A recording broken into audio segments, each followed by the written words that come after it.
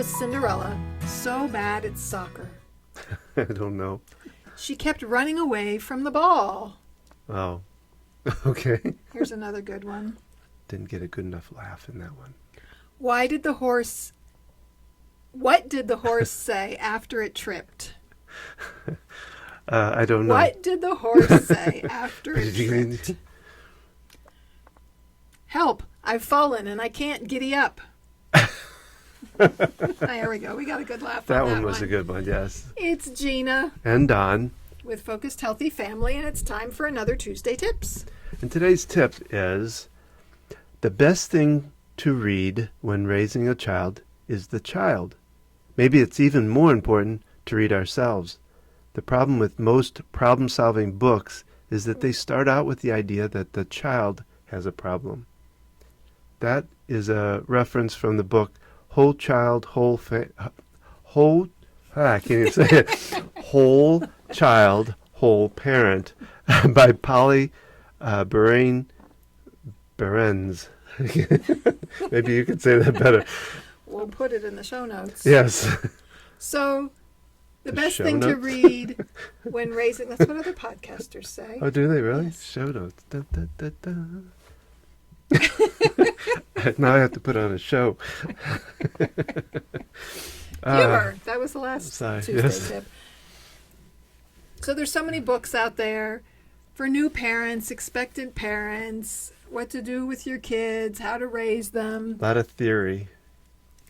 Well, and more than theory, there's books that give you exact things you should do and say and not do.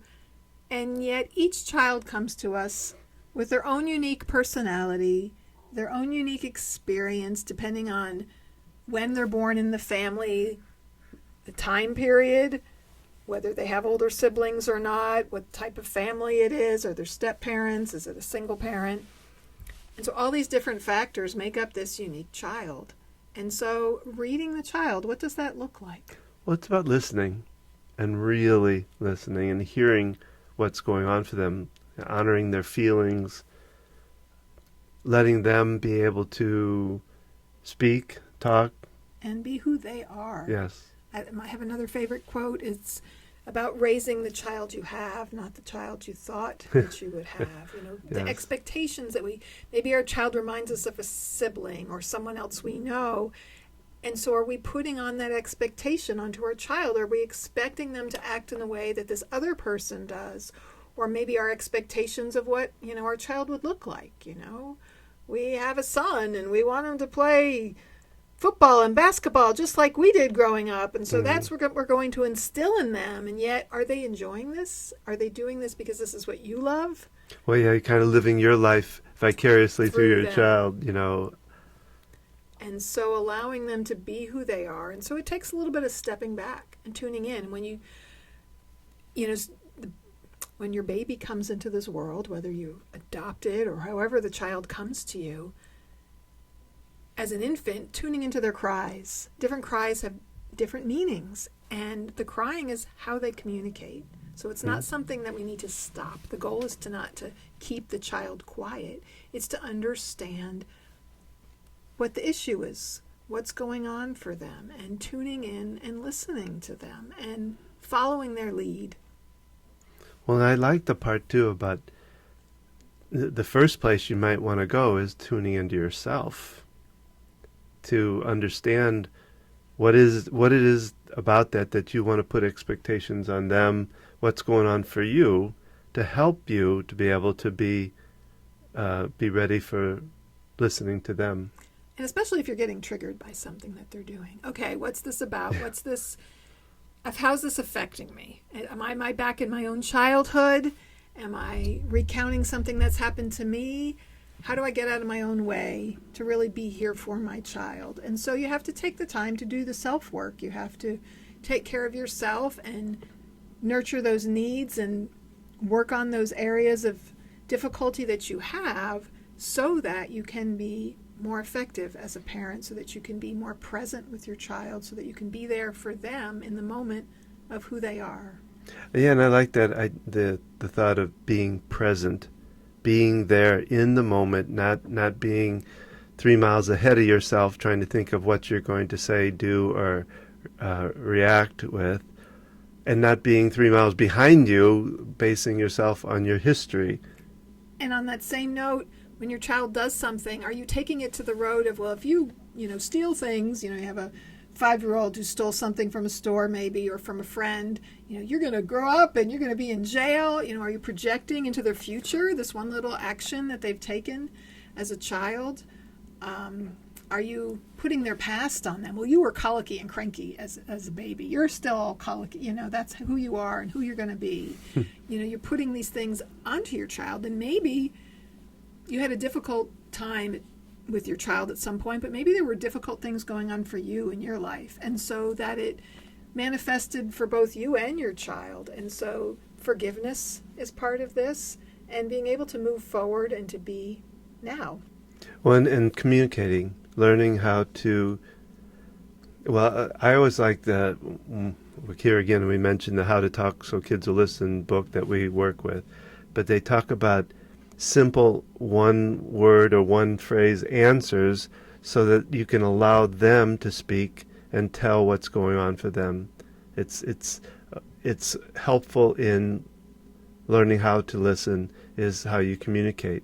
So if they come up to you and they're upset about something, you answer with a more simple, like, wow, you're really upset, and then you're quiet. And even just the wow, huh? Yeah. And you can start this with an infant and toddler, even when they're not speaking, when they're just making noises and babbling, oh, is that so? Tell me more about it. I have a very strong memory in my head of our middle child.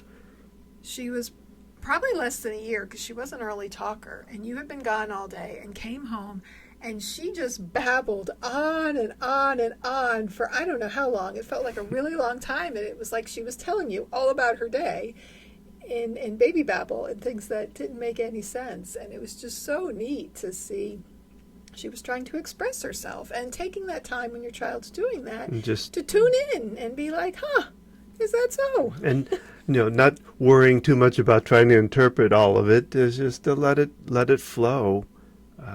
I think was the important part there too. That we gave them that opportunity. You don't shut them down. Oh, you're just talking too much or something like that. It's easy as a parent to fall into a place of, doing what your parents did or doing, So it's breaking the patterns and allowing something different. So tune in, be present. Step back. If you find yourself reacting, getting angry, what's going on for you? What's this triggering in you? And how can you set that aside? And how can you be in the moment for your child and really tune in, like you said, Don, and listen with focused attention, tuning towards them, putting down your phone or something you're doing. Getting on their level. And and responding with one word. Yeah, I've said that to you many times before. Don's 6 feet tall. And, standing Don't tower over them. Over somebody is an intimidating position. And so sitting down, squatting down to get more eye level with them is another way to humble yourself, so to speak, and to be there to really hear them. And those one-word responses, if you want to feel heard, you don't want someone to just be absolutely silent and stare at you.